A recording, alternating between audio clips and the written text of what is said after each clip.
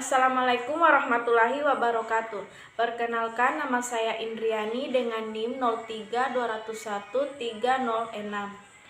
Baik, tujuan saya dalam membuat video ini adalah untuk menjelaskan materi mengenai bentuk-bentuk evaluasi, fungsi evaluasi, dan prinsip-prinsip evaluasi. Evaluasi pembelajaran adalah proses yang dilalui oleh seorang guru untuk mendapatkan data dan informasi tentang hasil pembelajaran agar nantinya bisa dilakukan penilaian dan perbaikan pada pembelajaran. Selanjutnya, di sini saya akan membahas bentuk-bentuk evaluasi. Yang pertama, evaluasi formatif.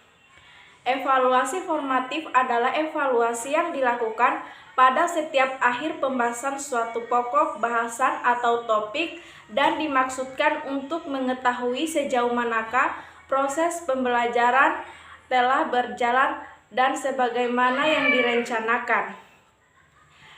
Yang kedua yaitu evaluasi sumatif.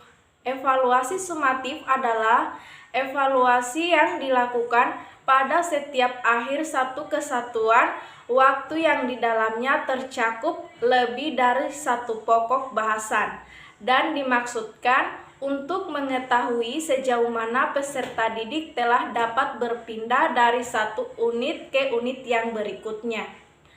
Yang ketiga yaitu bentuk evaluasi diagnostik. Evaluasi diagnostik adalah evaluasi yang digunakan untuk mengetahui kelebihan dan kelemahan yang ada pada siswa sehingga dapat diberikan perlakuan yang tepat. Yang berikutnya adalah fungsi evaluasi. Evaluasi mempunyai beberapa fungsi, yaitu yang pertama, mampu menyeleksi sumber daya atau metode yang paling tepat dalam sebuah kegiatan. Contohnya, evaluasi dalam dunia kerja. Evaluasi terjadi untuk mempertimbangkan atau seleksi pegawai yang mana tempat untuk suatu proyek atau suatu jabatan. Yang kedua, memperbaiki dan meningkatkan proses tertentu. Contohnya, dengan adanya evaluasi, suatu jadi mengerti bagaimana suatu proses agar berjalan lebih efektif. Yang ketiga, pertimbangan penempatan atau bagaimana mengaplikasikannya. Contohnya pada siswa. Evaluasi mampu menempatkan siswa pada program tertentu sesuai karakteristiknya. Yang keempat, menelaah suatu kelemahan serta faktor penyebabnya. Evaluasi sangat lekat dengan hasil akhir sehingga akan mudah untuk melihat suatu kelemahan atau kegagalan dalam sebuah kegiatan. Yang kelima, memberi informasi seberapa jauh kebutuhan dan kesempatan telah dicapai suatu program. Yang keenam, evaluasi dapat mengungkapkan pencapaian suatu tujuan sehingga akan nampak bagaimana hasil suatu kegiatan. Yang ketujuh, memberi sumbangan kritik maupun ide, sebab biasanya dalam evaluasi terdapat pertukaran pendapat untuk tindak lanjut ke depannya. Yang kedelapan, memberi sumbangan metode untuk suatu kebijakan.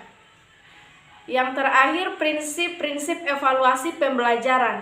Tujuan dilakukannya evaluasi pembelajaran yaitu untuk menciptakan kegiatan belajar mengajar yang lebih baik ke depannya.